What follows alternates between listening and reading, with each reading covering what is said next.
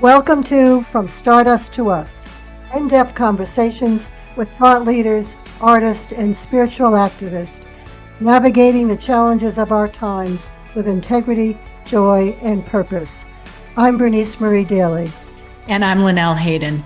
Thank you for joining us today. We really appreciate our listeners. You can find us on YouTube, Buzzsprout, or any place where podcasts are found. If you enjoy our conversation, please help us reach more people by subscribing, liking, and commenting. So let's get into this week's conversation. We're delighted today to have Monica DeRaspe-Bolles and Brian Thomas Swimme with us, and I would like the opportunity to introduce now Monica. Monica DeRaspe-Bolles is a doctoral student at the California Institute of Integral Studies, where she researches time development, cosmology, and the potential emergence of a new structure of human experience that fosters cosmogenetic awakening. She is the co-author of The Story of the Noosphere and the co-writer of 35 companion mini-films created in collaboration with Brian Thomas Swimme. Both Brian and Monica received the 2025 Nautilus Silver Book Award in the Science and Cosmology category for The Story of the Noosphere. And the award recognizes contributions that promote a wiser, more compassionate world. Thank you and welcome. And we also have Brian Thomas Swimme. Brian is Professor Emeritus of Philosophy, Cosmology, and Consciousness at the California Institute of Integral Studies. He did his doctoral work in gravitational dynamics at the University of Oregon. Brian is the host of the Emmy Award-winning PBS special Journey of the Universe, written with Mary Evelyn Tucker. His most recent media work is the 35-part video series, The Story of the Noosphere, created with Devin Odea and Monica DeRaspe-Bolles. Brian's Cosmogenesis, an unveiling of the expanding universe, is an early example of the auto-cosmology genre, combining contemporary science and cosmological phenomenology. His recent book, written with Monica and illustrated by Sebastian Swimme, is companion to the series with the same title, The Story of the Noosphere. We're honored to have you both here with us. Thank you. Great to be here. And thank you for inviting us. Of course. Before we begin, I just want to share with you something that was a little unusual for me when I actually was reading your book.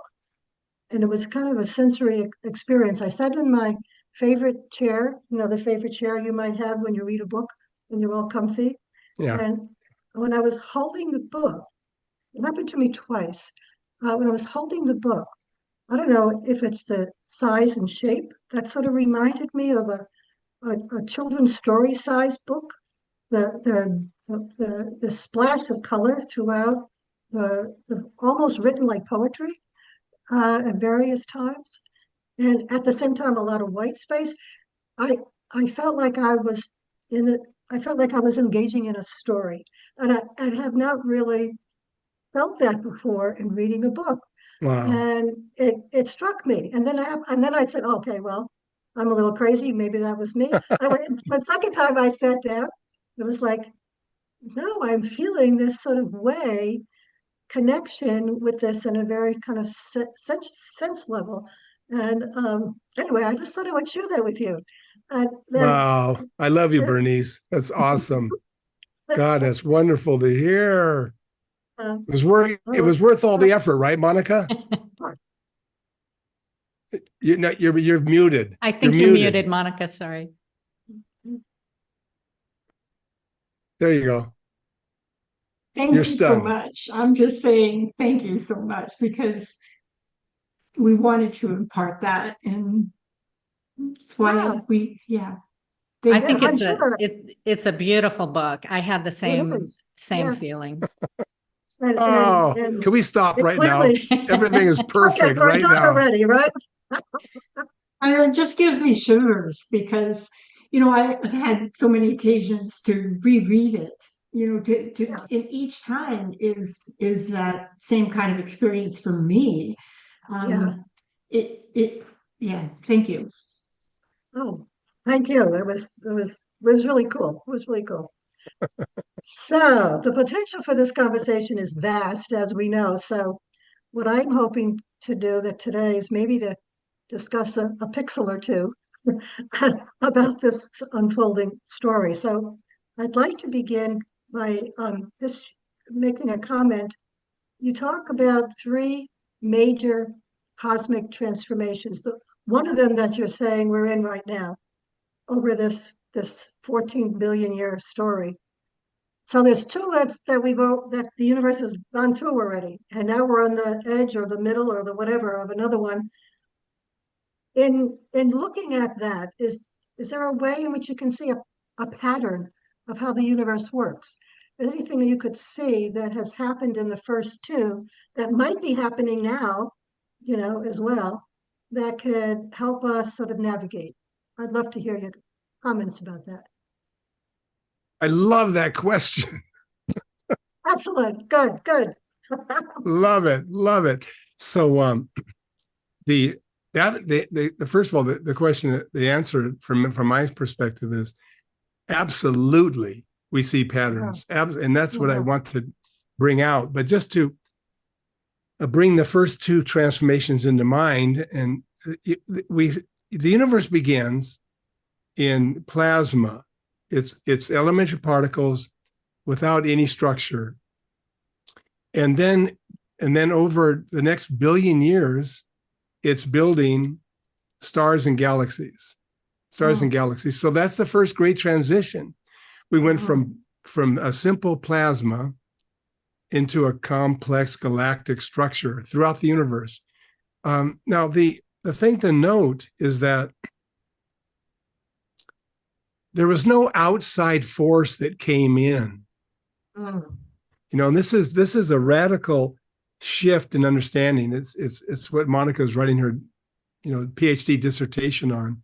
That in science we've made this major shift from the idea of matter being inert and controlled by outside laws, from that to the realization that matter itself is full of creative power and possibility. It's I mean, to use old language, it's miraculous, because all that happens, what happens is the elementary particles of the neutrons, the protons, the electrons, they enter into relationships. And those relationships evoke larger entities. The first larger entity was a hydrogen atom, then a helium atom. These were vastly larger than an individual elementary particle.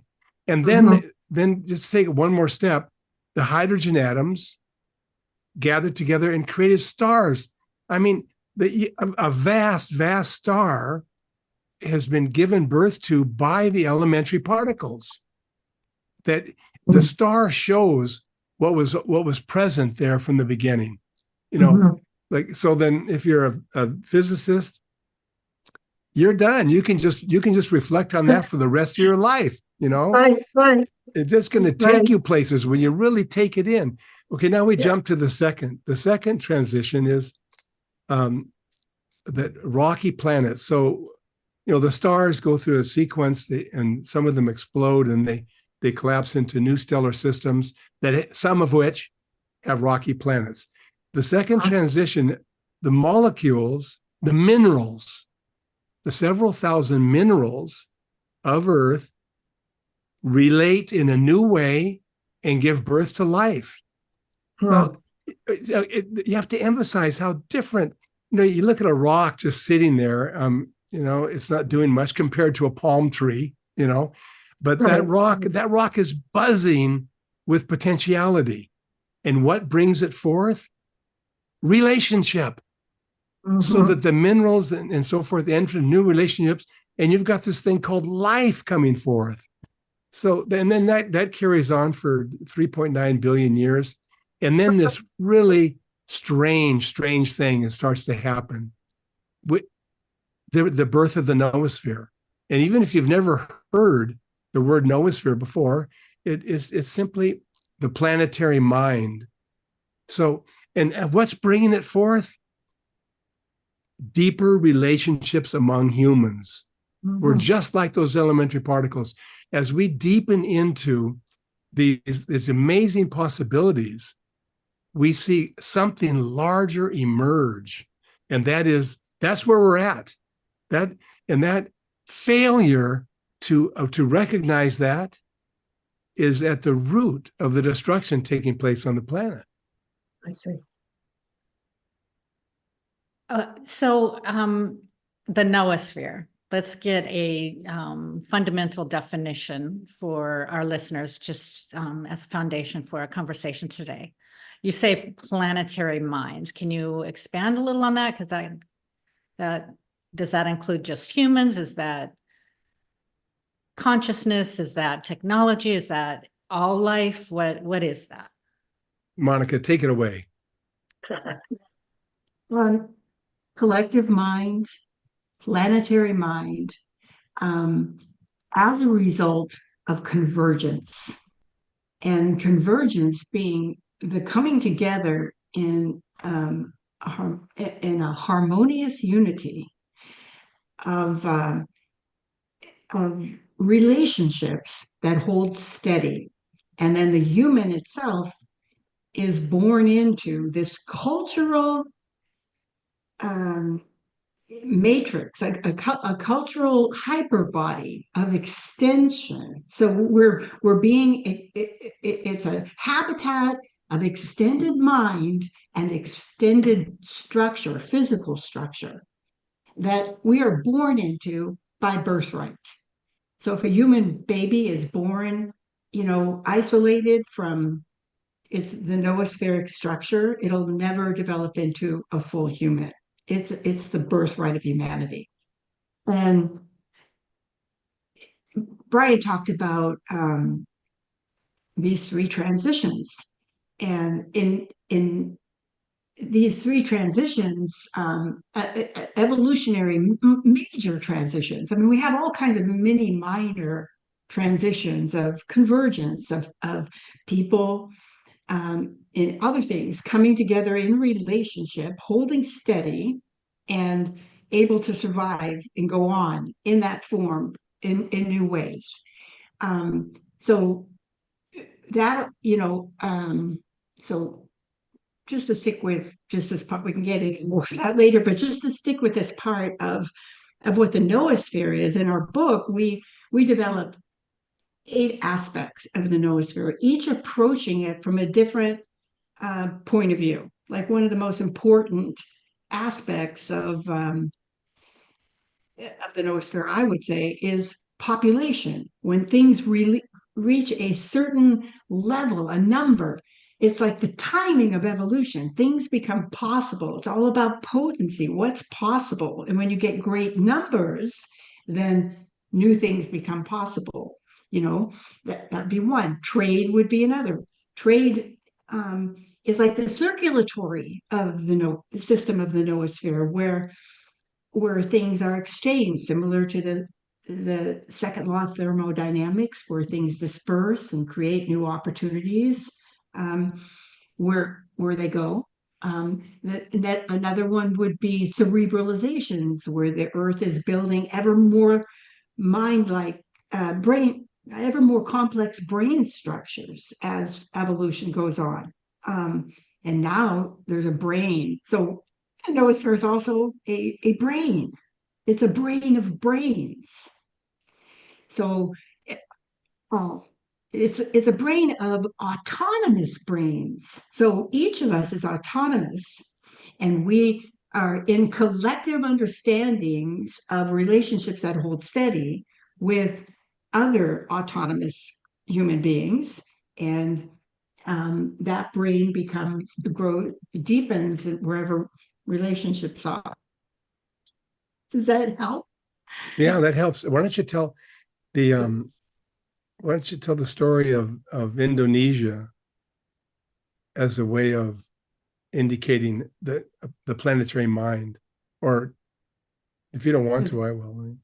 Oh, go ahead. You, but you could do I don't that. want to. Of so of Indonesia, what Well, specifically are you thinking of? well, if you have just an island, one island, Okay. you can come up with new ideas for shipping. But suddenly, Yes. if every island community can be considered a small noosphere, a small Right. communal mind, then you start to hook up. So every individual island is developing its own water means of transporting, boats and how to get across waterways, and they've each got Mhm. certain hulls and they've got different ways of doing that. But when they start to get together into trading and start seeing what Mhm. everybody else is doing, they come up with the best way. And eventually, these 70,000 islands can actually go Uh-huh. across to Australia. Uh-huh. And so the collective is capable of so much more Yeah, than any yeah. individual is Okay. capable of. Okay. Did you want to Linnell, I follow up think, on that? I have a follow-up, but Bernice, if you have a yeah, question. go on, Linnell. Yeah. Yeah, so it seems, with the cooperation between various communities and people, they take the best of, each island to create the best boat, I guess would be the analogy. As I was reading, um, I'm wondering if there's an element of connected consciousness, um, along with that maybe necessarily doesn't depend on the technologies or verbal communications. The reason I ask is because, there's the famous story of the 100-monkey experiment where there were monkeys isolated on an island and they were taught how to wash the coconuts. And then they discovered that other monkeys of that same species started doing that when they weren't taught, or perhaps in our own species, 50 years ago, you put an iPad in front of a 5-year-old, they're not going to know what to do with it. Today, I mean, it's almost like children are born knowing how to use these technologies. So there's some sort of inheritance of consciousness and knowledge passed down. And as I was reading about, you write a story, you imagine a prehistoric woman with fire, and she's telling what happened to her that day to her companions there. And so that took their present moment consciousness into the past. And then we can also, through storytelling, take it into the future. So fire has allowed us to evolve through storytelling. And I couldn't help but think, well, there's a lot of analogies spiritually with fire as well, with the Kundalini fire, in enlightening the mind, moving up the spine, the Christ consciousness, the Teilhardian quote about man's discovering fire for the second time, that sort of thing. So I'm wondering if there is sort of a spiritual or consciousness element to the noosphere that doesn't rely on perhaps physical verbal communications or technology. Am I asking a clear question? Yeah, it's a great question. I can speak, once again, when you're talking, my mind goes to population. So we're trying to move away from a sense of there being some outside force that is orchestrating anything or imposing in any way on what is happening. But again and again, like, we see things that happen that are so spectacular that there has to be some telos of some kind involved in what is happening. So, like, one of the chapters in our book talks about, you could call it an experiment that is being carried out by the universe, and it's such a spectacular experiment. It takes 100,000 years, and Homo sapiens flow out of Africa. Some turn west to go to Europe, and others are traveling eastward into Asia and the Americas. And these streams of people completely lose contact. They have no ships that are bringing messages until the 16th century. And yet when they meet again, we see that both of these lines of these lineages, both of the lineages have passed through almost exactly the same state. They all had agriculture, they've all had cities, they've all created monumental architecture and complex religion. And perhaps most astonishing, they even created independent writing systems. So for quite a while, the Western-centric myth has understood civilizations to be like a European monopoly. So to discover that the Mayan script was developed independently of all the other written languages in the world was a surprise. The Americas weren't behind. They were a parallel branch in this long planetary experiment. So from this, it seems that written languages were bound to happen. And so this pattern, it suggests that there's something deeper than accident. Okay. I'm not suggesting anything about divinely ordained plans, but something even more spectacular, that wherever on the planet human numbers cross a critical threshold, a certain population, new capacities were ignited, and the complexity birthed creativity, and population was functioning as evolution's timing device. So this is just like in complexity science, you have basins of attraction. And in dynamical systems, this geometry of what's possible draws certain processes towards certain configurations. And that's what it's like with us. Human populations are drawn through these recurrent thresholds. So the attractor is the noosphere. Okay. So it's interesting because, I was reading all this and thinking I am hearing what for the West anyway, is potentially the next creation story. And that one of the major differences as I was looking at it, was in the Genesis creation story, which has guided all of us, so whatever our belief systems are in the West, um, the the power, the energy came from the outside, and it was called, quote, God, that would say or do certain things and create certain things, and was in relationship with it. Uh, wasn't separate, but wasn't identical. It was coming from the outside to these first becoming conscious humans. In this story, it's coming from the inside. It seems to me it's coming from the inside of the human imagination, the human psychic energy, the human spiritual core, I would say, and the morality of both also is quite different. The morality in the Genesis story becomes part of the tradition of what you're supposed to do and not supposed to do, not decided by me, but by some other authority. Whereas the morality here, well, maybe in what's happening with us right now, I don't think that morality has stepped forward yet a whole lot. We really need to struggle with that quite a bit. But I think there is awareness that we're the ones that are going to have to do that. And maybe in relation to your population, Monica, when there is enough of us, perhaps, maybe I'm being too literal in what you're saying, but when there's enough of us sort of all over emerging with, this is what we want to value, this is how we want to be in relationship. Pattern I heard you speak about, Brian, was these electrons or these molecules created new relationships that made something totally other than what they were at that moment, if I'm understanding you.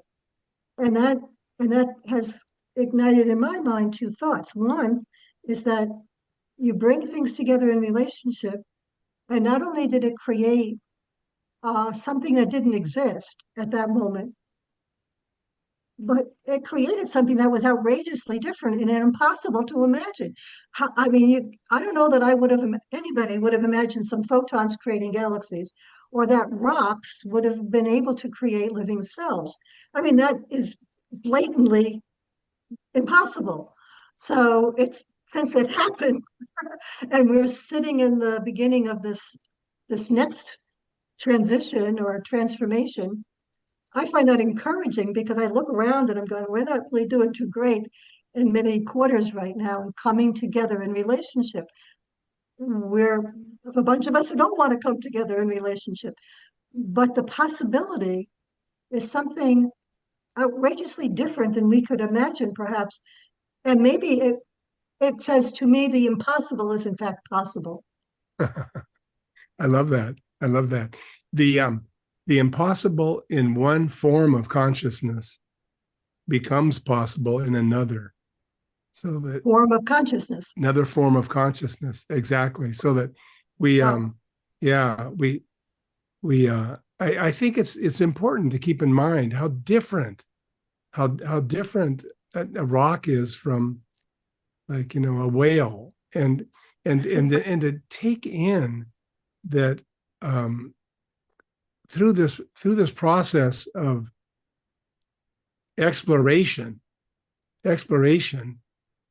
we ignite a new potency. So I shows up even with this question of what is the noosphere, and so we spent years thinking about this and writing about it, and there are different ways of speaking about it, because we don't know. We Right. don't know, but we have this thrilling opportunity of participating in awakening something that just breaks outside of these constraints we've had in the modern period. Right. Like Right. such things as what it seems like, almost like you say, impossible to imagine that a rock could end up singing opera. I mean, it just seems impossible within the form of consciousness that we had developed up till then. I'm not suggesting that the modern form of consciousness is evil. I'm just saying that it has served its purpose, and now part of what we're about, we meaning people that are thinking about this, part of what we're about is deconstructing the hold that industrial consciousness has on our imaginations, So I mean, if you do a poll of people today, young people, do you think you'll be better off, in the future than your parents were? And there's no, there's this kind of skepticism and cynicism and even nihilism, which shows what I'm trying to say is a lack of imagination. A lack of imagination. I'm wondering, you mentioned, this is something that I hadn't thought about before, that humans are, I believe, you said we're the only primates that don't reach adulthood. We stay in our adolescence. So I found that pretty interesting, and I'm wondering how that might help with our imagination. Does it, or is it? Is this a benefit? Can we use this to our benefit? It's called neoteny. And Say it again. It's called neoteny. And neoteny is where the adults of a particular species will retain the juvenile traits for potentially a lifetime. And they even identify neotenic genes that have to do with facial hair that led to that, in addition to facial hair, led to more plasticity in the brain for learning new things and not hardening into set ways of doing things. So if you look at a baby chimpanzee It's playful, just like a babe, just like a human infant, just like a human adult. And then, so we retained these juvenile characteristics. And there's also all this new study in epigenetics right now that show that, and epigenetics have to do with the timing and also the spatial orientation of when genes are going to express themselves. So, epigenetic genes will say whether or not you're going to get arms and limbs, coming on your shoulders or on your belly, where relative to the rest of the body something's going to be located, or the timing over a lifetime of when it's going to express itself. And they've identified epigenetic genes that show that this is where that differences between humans and chimpanzees. So this means we're playful for our whole lives.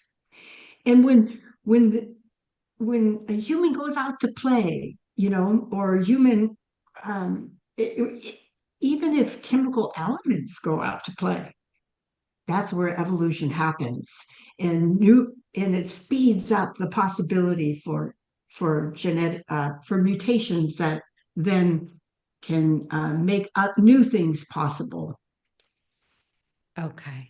That's fascinating. That explains the appeal of amusement parks and all that. Adults loving all this playtime. It's actually a benefit to curiosity and new discoveries. And yeah. And as the universe advances, it seems to be that it continuously creates ways in which it'll go back and check things out. Like what's happening in the belly of a star is very similar to what happened at the primordial flaring forth. The fusion, it's like the universe is going back to an original state so it can explore potencies that once existed, but for whatever reason were just temporary. It went away because things hardened, and now it's going to go back and explore the new things. And it seems like this happens in biology, cosmologically, and with the human as well. Okay.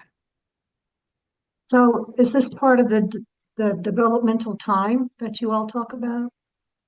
Yeah, no, it's exactly that.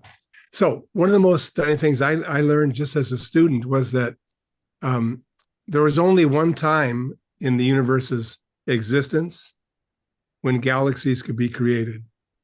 Yeah. It still blows my mind. Because that the universe, then there's this, like Linnell, when you brought up this question of, is there a larger thing going on, or just technology? This would be an example of a larger thing going on. That we have a fetus growing into a child, and so there are different stages of development in a human being. But that's also true of the universe as a whole. I mean, wow. In the very early universe, if anybody tried to make a galaxy, it would be ripped apart. And then 2 billion years into the evolution of the universe, if anybody tried to make a galaxy, it would be too hard because the things were too far apart. The matter is too far apart. So there is a time when galaxies could be created, and they fluttered forth by the trillion. And the same thing is true on planet Earth with life.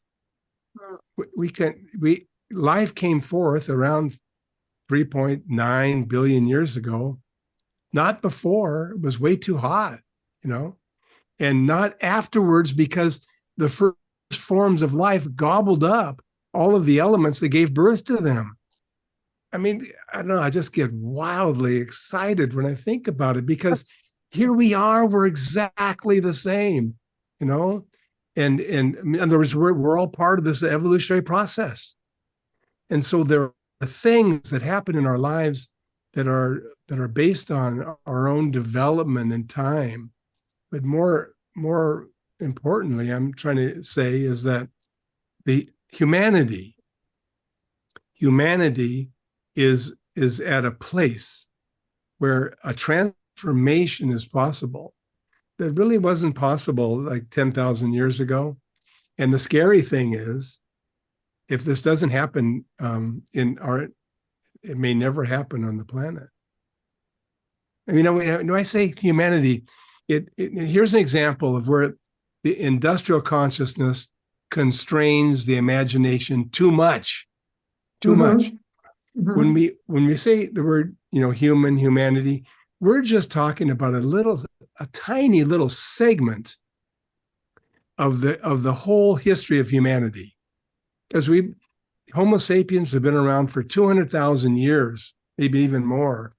Mm-hmm. And so when we talk about humanity, we think of ourselves and maybe 18th century enlightened Frenchmen or something, and then we push that out in all directions, and that's humanity. I mean, it's so ridiculous when we take it in.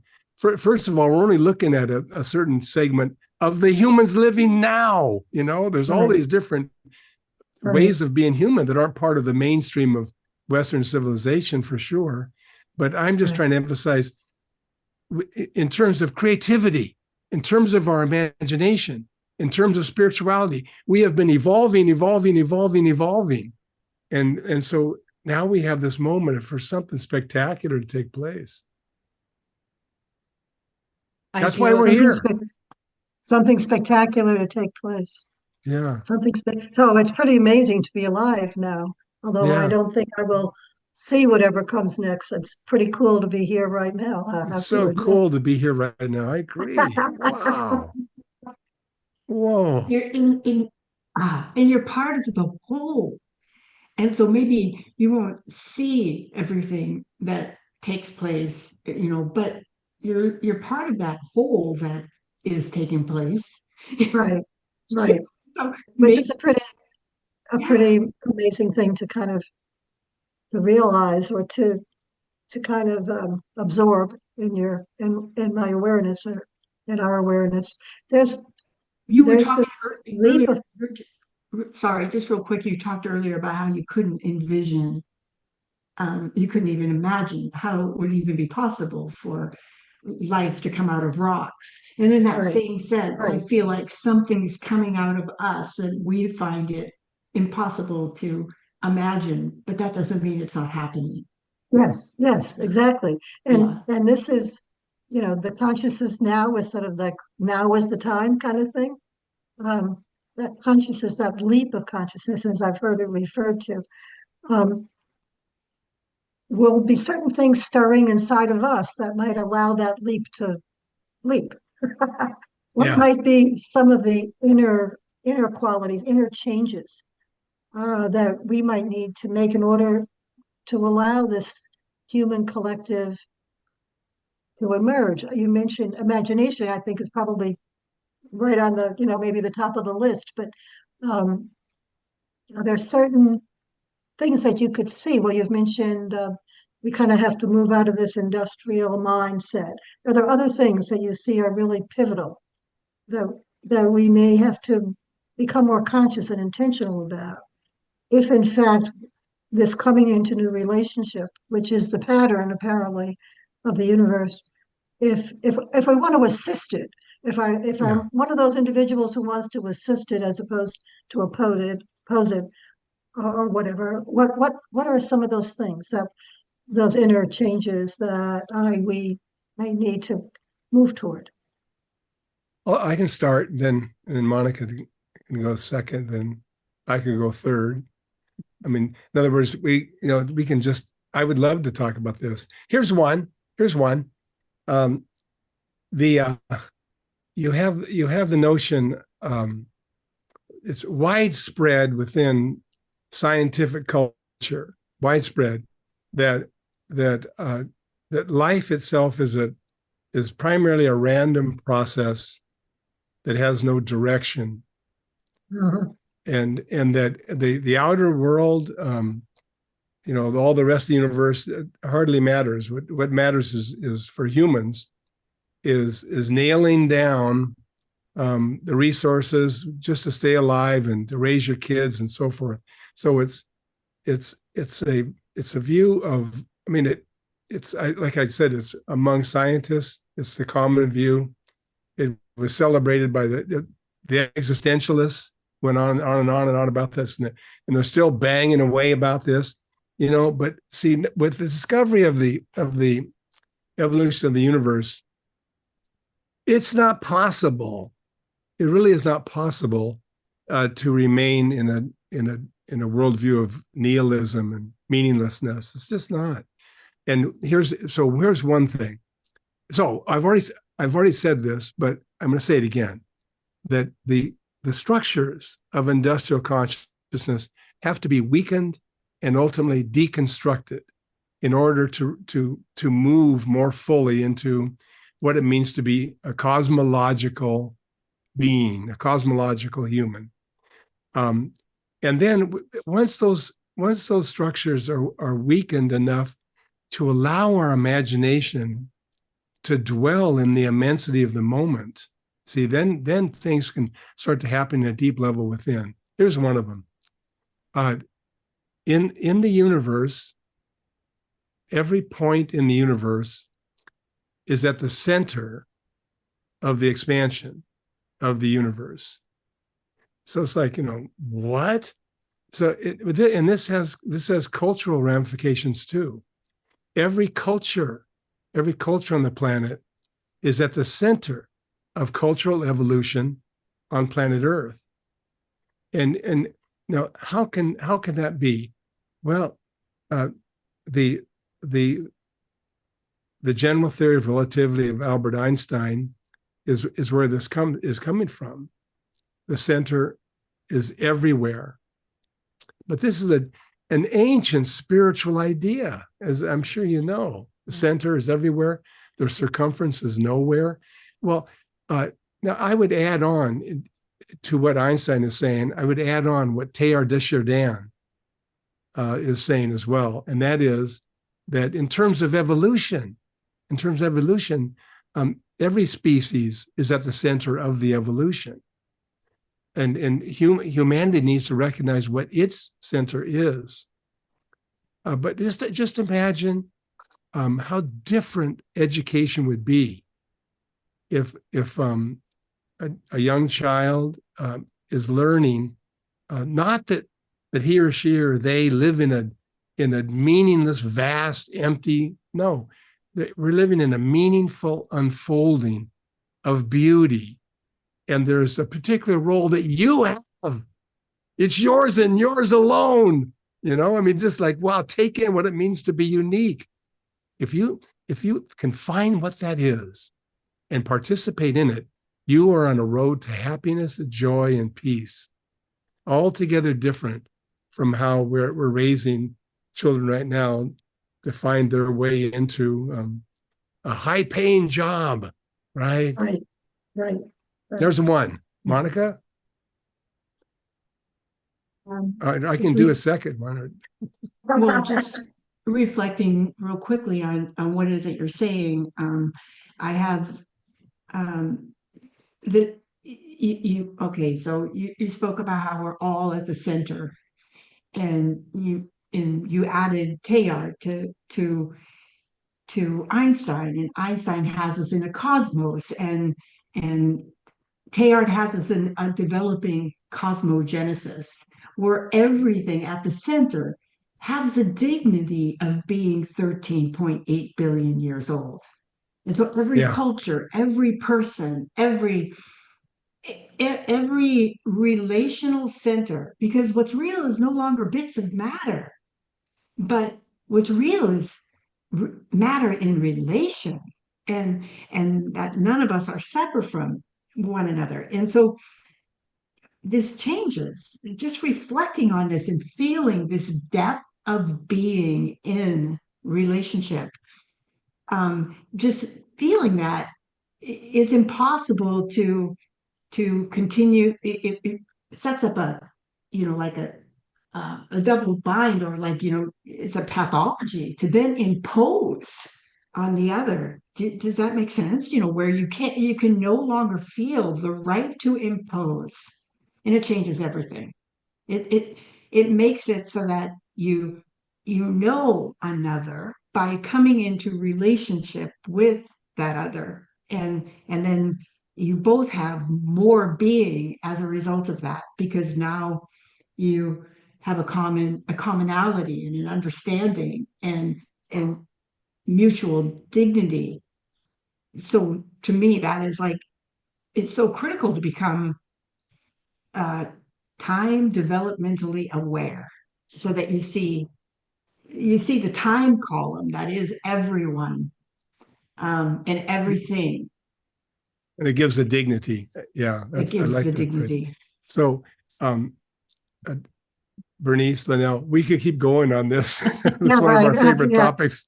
Okay, good. I'm glad we hit that button. Linnell, did you want to Yeah, say I was something? just, when you were talking about how we have to deconstruct our industrialized mindset, kind of reminded me of decolonizing as well. Oh yeah. In a way, our imagination and minds have been colonized by this mindset. And I mean, there's like so many threads that I'm thinking of, but let me just focus on when you're talking about the consciousness. I'm losing my train of thought. No, take your time, because Yeah, this this is heavy stuff, isn't it? yeah, For me. and staying with the confusion is important, because that's Yeah. Yeah, I just want to touch on, well, let me go ahead and read from the book, because I'm not going to Okay. be able to articulate the jumbled thoughts in my head regarding this. You talk about on page 125 of your book, the right ratios that generates music, and also the right ratios among cosmic powers that generate conscious self-awareness. So we've been talking about consciousness being self-aware, and the convergence of the individuals coming together in unity to further evolve consciousness. And when I was reading this, at a certain point, the universe maintains the ratios necessary to become aware of itself. And as I read that, I just want to reflect and see if you have any comments.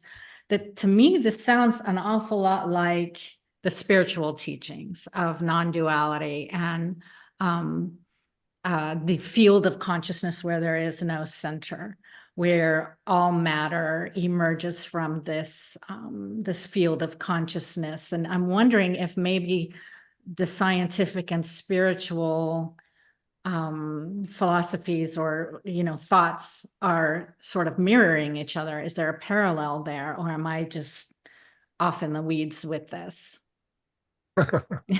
No, but I think this is part of the excitement about being alive today. 100 years ago, we couldn't have this conversation, but science, I mean, the quantum physics, relativity, complexity science, major things have happened that have altered our understanding. And science is now, many more scientists are open to consider just what you're bringing up. The science and religion, science and spirituality conversation is taking place all around the planet. And it'd be impossible to summarize or condense, because it's so interesting and there's so much is going on. Monica? Yeah, Monica. No. That chapter is on cerebralization. Yeah, So, thank you. I wanted to get back to that. yeah. So if the universe is building ever more and more complex brains, it starts with this little 500,000 years ago, a little scorpion-like creature that's now extinct, and it's was in the ocean, and it developed something like a nervous system, a brain, and then the brain becomes more complex, and we can think of like hives uh, or ant colonies or coral reefs where different parts start to form in increasingly complex brain structures to know more about the universe and where we are. And then humanity's past, for instance, during Neolithic times, we can think of something like the bison jumps, where you've got all these hunters that are collectively working together, and they put themselves into the herd mind of the bison, because they start to understand the relationships between the bison and that they're all going to run together. And so one of the warriors or one of the hunters puts himself in, act like he's bison, and he gets out in front and he runs towards the cliff, and all the other bison follow him. In order to accomplish that, he has now put himself into the relational mind of the bison herd. So the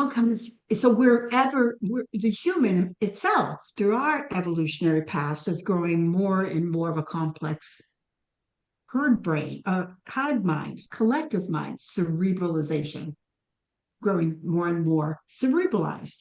So along comes Pythagoras, and he notices that if you're with a musical instrument, a lyre, that you can play certain chords, and when there are certain ratios that they'll make what is harmony to our ears. But if those ratios aren't there, then it only sounds like noise. And he takes that in this incredible leap. He goes to the heavens and he imagines the music of the spheres and the way that all these planets are moving in harmony with one another. And so that's what he's done. So you see, this is the human seeing the order of the whole universe and bringing that order into our own cerebralization, so that we have this extended mind ourselves out of just our brain into the heavens,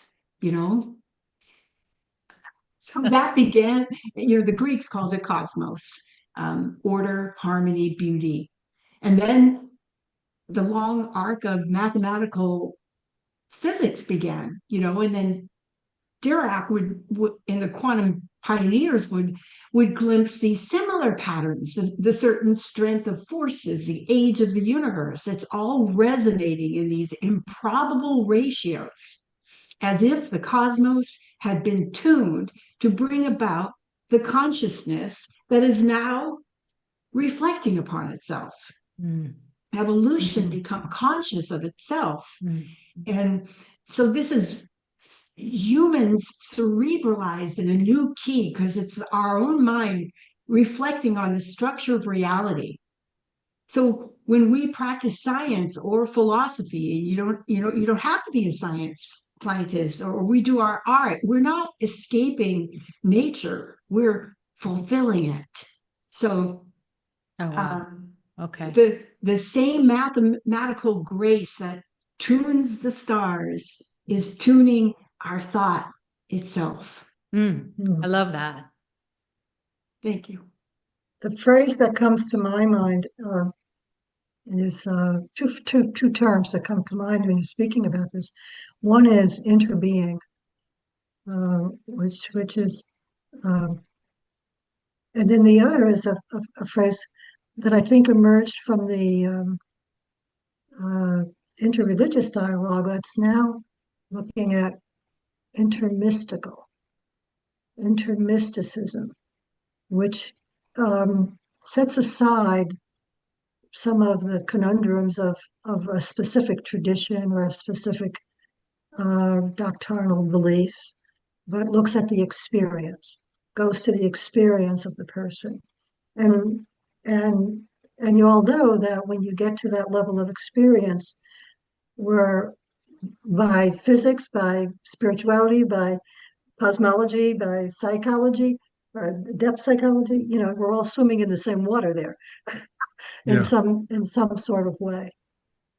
I guess that's convergence. Is that an example of convergence? That's what Teilhard thought, that Yeah, he used that image of a sphere, and that as things rise and get more complex, science and religion, for instance, are converging. right. Let me just throw another name out. Um, I know that you have been influenced by Thomas Bernice, Absolutely. Yes. and Yes. and so have we.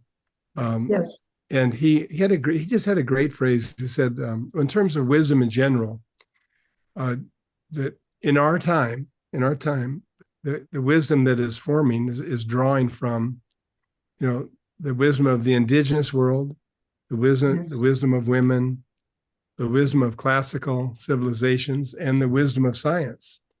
Right. And just to so it's fourfold. It's just a beautiful image of the convergence taking place, involving different sectors, different times. But one more thing is that when he talked about science, he said that with Aristotle, we had a science of life, an organic science with Aristotle, and then as we moved into Newton and modern science, we had mechanical science, and now we're moving into an era of science as a wisdom tradition. But I just want to say one more thing on this. He wasn't saying that science would replace spiritual traditions at all. Rather, that science would deepen by its dialogue with spiritual traditions, and vice versa. Even though it's hard to imagine some religious figures getting into it, there are many, many who are, deepening, broadening, intensifying their own spirituality in light of what we now know about the universe. Yeah. One of the things that is so powerful about Brian's early work for me, like especially in books like The Hidden Heart of the Cosmos, and is where he's detailing that these scientific truths, they're not obvious. I mean, they were mind blowing to the people who discovered it and created a tremendous amount of dis-ease with what is going on, because it really requires right. And so coming into alignment with the discoveries of our science, and it strikes me as coming into alignment with the way the universe is actually working. And the universe is going to go on without us. It's critical that we come into alignment so that we can go on. And one of the ways is to grapple with the scientific evidence, and not to,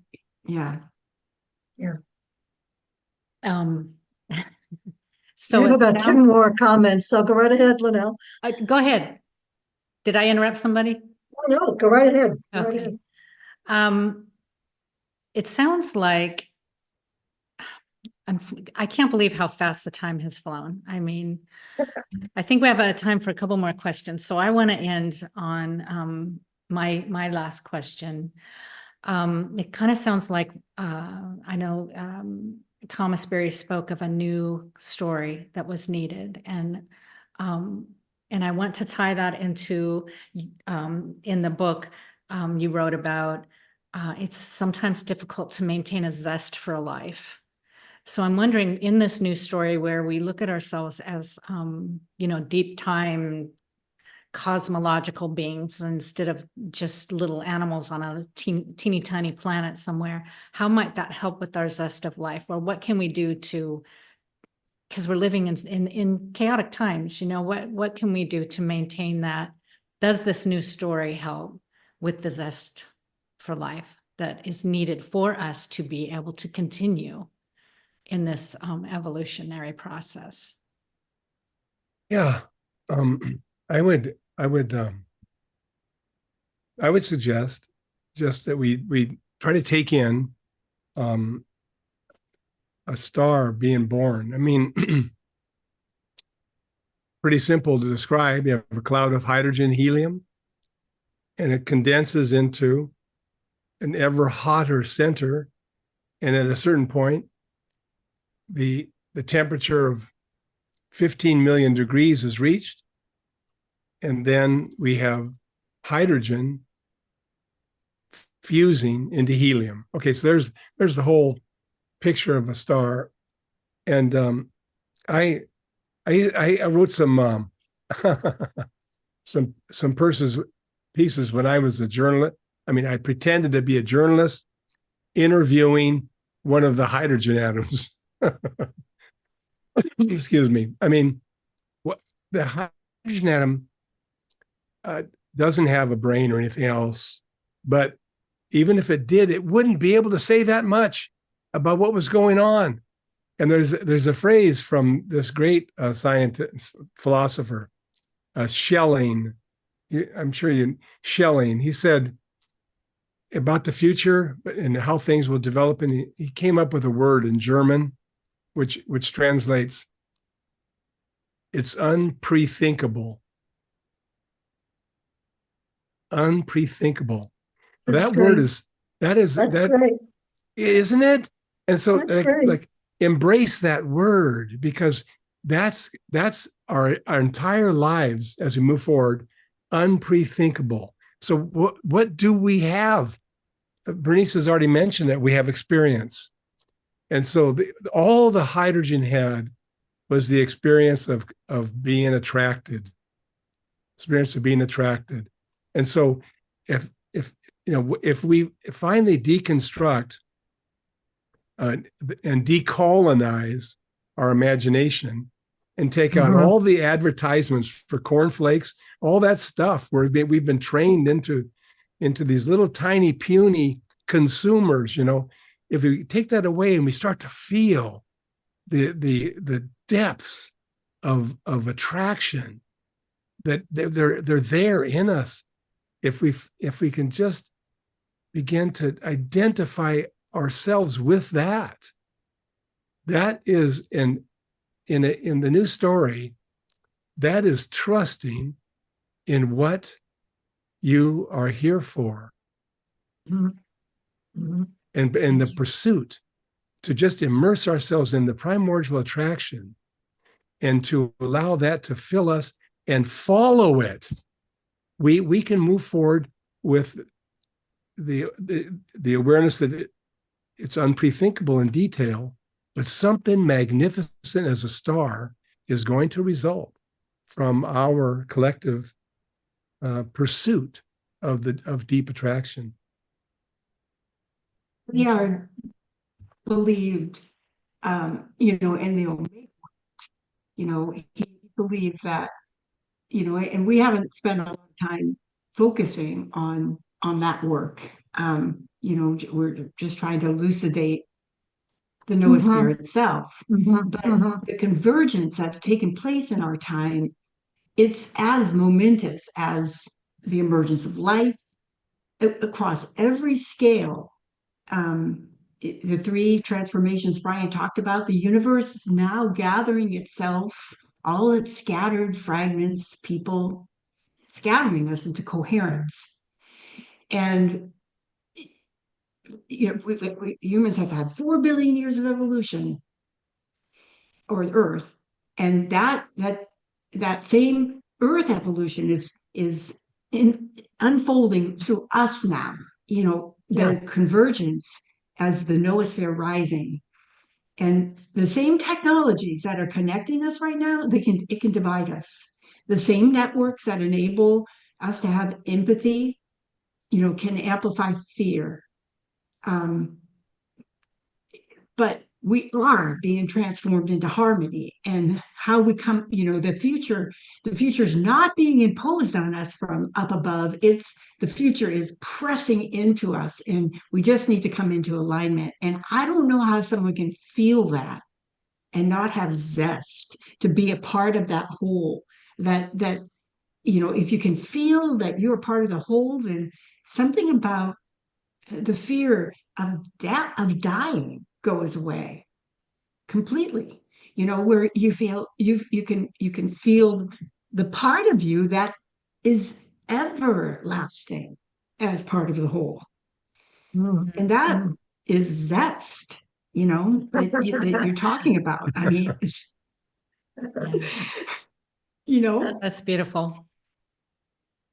It makes me remember the, the woman by the campfire way back, however many 300,000 years ago, when um, the outrageous excitement of being in that circle, I feel is where we're at, where we can be at, Yeah. and it's thrilling. It's absolutely, my experience is that it's thrilling, and it just thrills me. I don't know else to say it. But what stimulates that for people? And I've and I and I'm imagining this is a a reference. You remember if you saw the movie Dances with Wolves, came out some years ago. There is a scene in there where Kevin Costner comes back and he builds this fire. Do you remember the scene? He builds this fire and it's amazing. It's this. He has had this profound experience with these indigenous folks, with his Lakota friends, and he comes back and he builds this fire in the night, and it's flashing everywhere, and he's dancing, and it's loud, and it's passionate, and it's powerful, and you could feel it. It's real. It's just plain real. So, what do we do? Um, how do we share that igniting energy with other people? I am thinking of what we all used to do way back when, and that was ritual, profound, engaged, bodily, physical, sound, movement, Yeah. ritual that it seems to ignite our psyche in some sort of a way. That has the power, and I think that our need for that kind of spiritual expression is really pressing. I think we're starving for it, and we don't sort of know how to do it in the limited mindset, as you said, in the some structure that we have around how to express our soul, if you will. What can we do to pass this on so that folks can taste this, they can experience it? Because once you taste that, then you know it. You just know it. I just just say that I agree that we're starving and we need the ritual. I don't know what the ritual is, but I do have I do have one thing to offer. Yeah. So this comes from the philosopher that Monica mentioned, Wolfgang Leithold, University of Cologne, and he said in cultural transformation there are really four phases. His words were incubation. Mhm. So to incubate the mysticism, basically, it's always at the root of any deep transformation. Right. And then articulation, capturing it in a form that can be spread. Mm-hmm. And then the third is, well, what we're talking about here, ritual. Ritual would be the third. He called it methodology. And then the final one is to reinvent the institutions. So these things happen sequentially. They also happen all at once. But that's where we're at.